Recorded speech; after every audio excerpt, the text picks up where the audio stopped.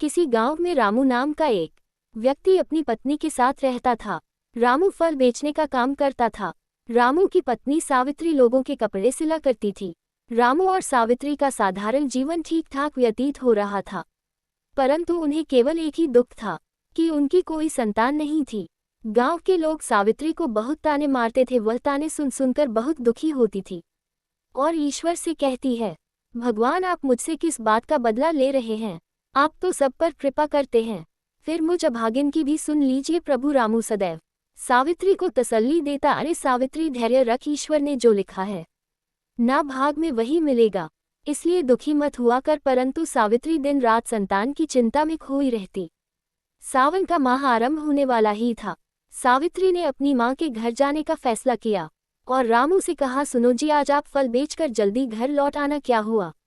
भाग्यवान, कोई जरूरी काम है क्या? जी, मैं अपनी माँ से मिलने जाना चाहती हूँ, बहुत याद आ रही है उनकी। और आप तो जानते ही हैं सावन के माह में सभी लड़कियाँ अपने मायके जाती हैं। अरे हाँ हाँ भाग्यवान, मैं जल्दी आकर तुम्हें तुम्हारी माँ के घर छोड़ आऊँगा। बस सावित्री अपनी माँ के घर जाने की सारी तैयारी करके रखती है और रामू बाजार से जल्दी घर आकर सावित्री के साथ उसकी माँ के घर के लिए निकल पड़ता है।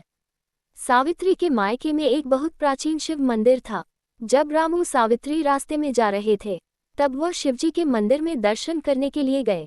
सावित्री, चलो, भोलेनाथ का यह मंदिर कितना अद्भुत लग रहा है ना? चलो हम भी दर्शन कर लेते हैं।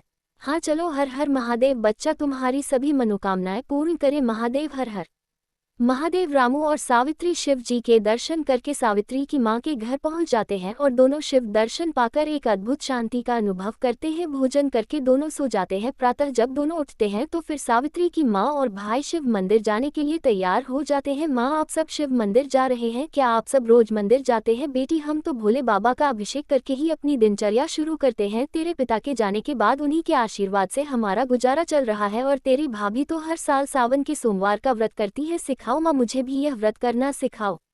भाभी, ओ भाभी, मुझे भी बताओ ना, इस व्रत को करने की विधि क्या है? अरे सावित्री, रख लेना व्रत, पहले तुम और रामू तैयार हो जाओ, कुछ खा लो। क्यों ना तुम भी आज हमारे साथ मंदिर चलो, कल से सावन शुरू हो रहे हैं, मैं तुम्हें व्रत का सारा विधान समझा दूंगी।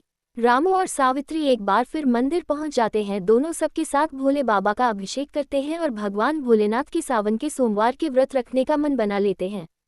सावित्री अपनी भाभी से व्रत का विधान बताने को कहती है। देख सावित्री, भोले बाबा तो बहुत भोले हैं, उनके व्रत का विधान भी अत्यंत साधारण एवं सरल है। जो भी भक्त उनका व्रत सच्ची श्रद्धा से करता है, उनकी कृपा उस पर हो जाती।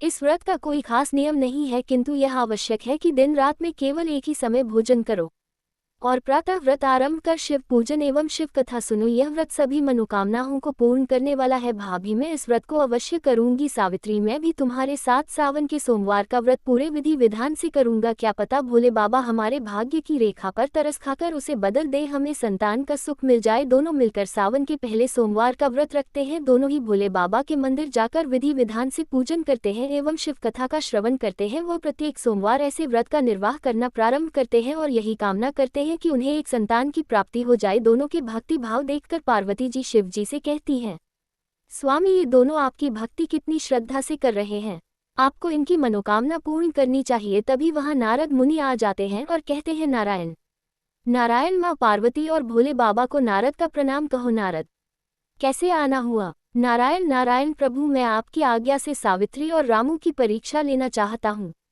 इससे ये सिद्ध हो जाएगा कि वह आपके वरदान के योग्य है भी या नहीं।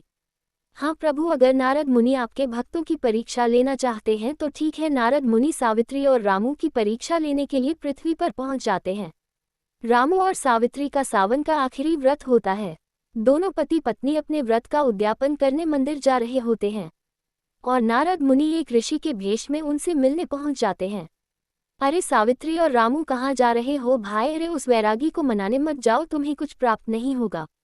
मेरी शरण में आओ, मैं तुम्हें संतान प्राप्ति की एक ऐसी पूजा बताऊंगा कि तुम्हारा सपना सत्य हो जाएगा। महाराज, आपने हमारे नाम कैसे जाने और हमारा उद्देश्य भी बिना बताए जान गए? कौन है प्रभु आप? हाँ महाराज, बताने की कृपा करें और यह भी बताएं कि आप हमें हमारे भोले बाबा के पास जाने से क्यों रोक रहे हैं। क्योंकि मैं जानता हूँ एक मूर्ति तुम्हें कुछ नहीं दे सकती, किंतु मैं अपनी शक्ति की विद्या से तुम्हारा सपना साकार कर सकता हूँ। राम और सावित्री पहले तो बहुत सोच विचार करते हैं, फिर ऋषि से कहते हैं, ऋषिवर हमें क्षमा करें, हम भोले बाबा के नाम का व्रत कर रहे हैं। अगर उन्हें कृपा करनी होगी हमें संतान अवश्य प्राप्त होगी, हम और किसी की पूजा नहीं कर सकते। अरे मैंने तुम्हें बताया ना कि यह बैरागी तुम्हें कुछ नहीं दे सकता, तुम व्यर्थ इसकी पूजा करके अपना समय बर्बाद कर रहे हो। मेरे द्वारा बताए गए उपाय करोगे हो, फिर देखना क्या चमत्कार होता है। ऋषि महाराज, हमारे भोले बाबा बैरागी अवश्य है, परंतु वो अपने भक्तों पर दया अवश्य करते हैं। हाँ, हम पर वो अपना आशीर्वाद जरूर बरसाए और बाकी हमारा भाग्य है। महाराज, आपको कुछ देना ही है तो अपना आशीर्वाद दीजिए कि हम अपना व्रत पूरा कर सके। ऋषिवर आज्ञा दे, हमें देर हो रही है। हम तो केवल भोले बाबा का व्रत पूर्ण करना चाहते हैं, उनकी भक्ति करना ही हमारा धर्म है। इतना कहकर रामू और सावित्री शिव मंदिर चले जाते हैं। नारद मुनि उनका शिव में अटूट विश्वास देखकर प्रसन्न होते हैं। माँ पार्वती और भोले बाबा दोनों को आशीर्वाद देने मंदिर में प्रकट होते हैं। मैं तुम दोनों से अति प्रसन्न हूँ, तुम्हारा अटूट विश्वास सराहनीय है। माँ, दर्शन देकर आपने हमें धन्य कर दिया। प्रभु पार्वती, आपने हमें धन्य कर दिया, आपने हमारा आशीर्वाद है, तुम्हें शीघ्र ही संतान की प्राप्ति होगी, तुम्हारी संतान अत्यंत प्रतापी होगी। इतना कहकर दोनों अंतर्ध्यान हो जाते हैं और इस प्रकार रामू और सावित्री को जो शिव महिमा पर विश्वास था वह सत्य हो जाता है। कुछ दिनों बाद सावित्री गर्भ से हो जाती है और 9 महीने बाद उसे पुत्र रत्न की प्राप्ति होती है। वह अपने पुत्र का नाम शंभू रखती है। अब रामू और सावित्री की भक्ति एवं उनके व्रत पश्चात पुत्र प्राप्ति की प्रसिद्धि सारे गांव में फैल जाती है। आगे चलकर उनका पुत्र प्रतापी एवं शिव भक्त बनता है और दोनों सुखमय जीवन जीते हैं।